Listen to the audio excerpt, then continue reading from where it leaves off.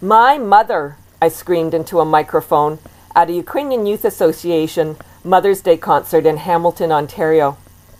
Being 6 years old, I had failed to gauge the strength of the amplifier, and I not only scared everyone out of their seats, but I sent the crowd into uncontrollable giggling. Cognizant I had blown out everyone's eardrums, I turned beet red. But my mother's approving nod reassured me. At that age, I was too young to appreciate why any mother was special, or why we even celebrated Mother's Day. In fact, it would take me another 30 years to grasp the depth of the sacrifices my mother had made to provide me and my siblings with a better life in Canada. A life devoid of scarcity and filled with opportunities she could never have imagined for herself. It was an additional 20 years before she shared in greater detail the traumatic stories of her wartime experience that left me puzzled as to how she had managed to remain a whole person and one with a bottomless capacity for unconditional love. Every day, I am more and more convinced that this beautiful, frail, 87-year-old woman personifies the term everyday hero. My mother, Paulina, left her family in rural Ukraine, just barely having turned 14. In 1941, Germany invaded Ukraine, and the intruders made harsh demands on the villagers. Each family had to volunteer one of its members to work in Germany. My grandparents had no choice but to give up their daughter, and my grandmother was inconsolable. She wept enough tears to fill a river. But the families were assured the children would return in a matter of months, so my mother remained remarkably calm. Paulina had no real grasp that she was becoming part of a massive forced labor pool, a situation internationally recognized as tantamount to slavery. She had no way of knowing she would spend the duration of the war in Germany, that she would never see her parents again, never hear them laugh again, never hear them cry again, never hold them again, not even see them laid to rest. In preparation for what was supposed to be a short journey to Germany, my grandmother filled a flower-patterned babushka with a few scraps of food, and she tied up the ends. Then she watched as my grandfather and mother trotted away in a horse-drawn wagon to the rendezvous point in a distant city. My grandfather was more hopeful for my mother's future, as he believed he was setting his child free of the drudgery and poverty of peasant life in Ukraine, and saving my mother from possible horrors arising from the conflict between Germany and Russia.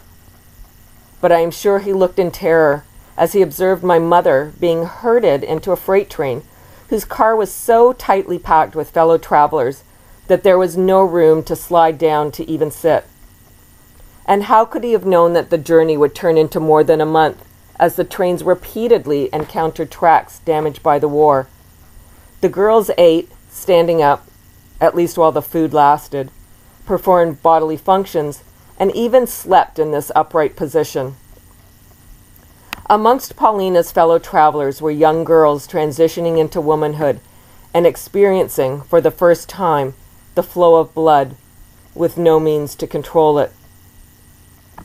A few times along the route, the train stopped, unloaded the cargo, and hosed the girls down like beasts. Soaking wet, they were packed back onto the train. Once at their final destination, the girls were brought to a depot where their soon-to-be employers had gathered.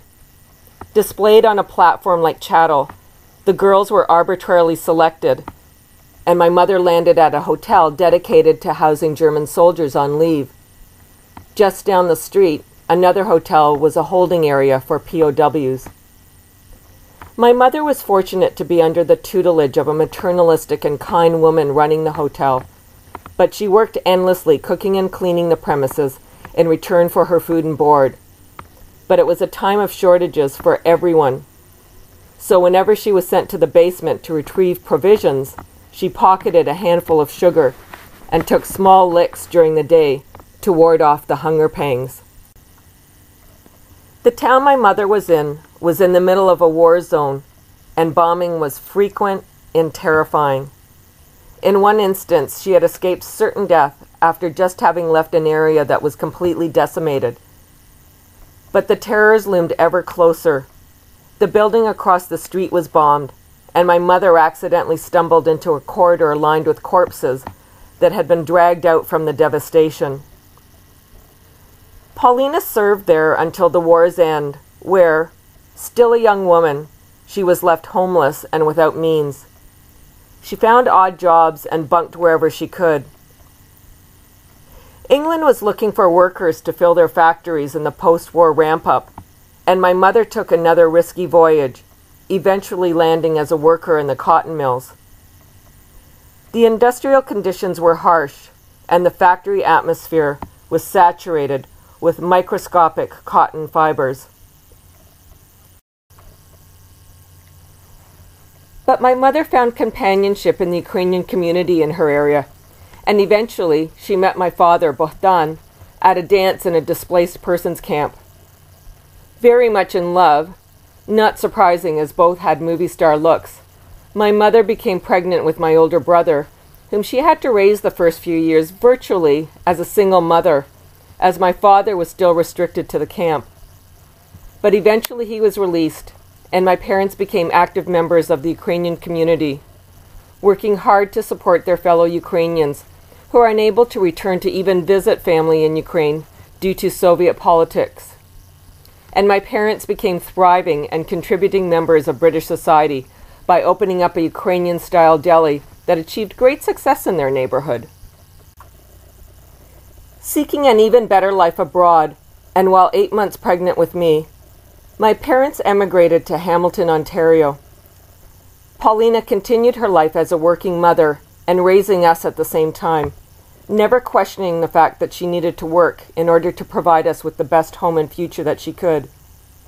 My father was a very well-known and respected member of the Ukrainian community and of its associations, and my parents worked tirelessly, both for their family and towards improving the plight of family members left behind in Ukraine. My mother often picking up the slack on the family side of things, as my father, who had spent several years in a POW camp, suffered countless chronic illnesses his whole life. While I was still young, and before the birth of my second brother, my family moved to a rural center outside of Hamilton, and my mother took over the stewardship of the local general store and post office, where she worked until they finally sold the premises when my father retired.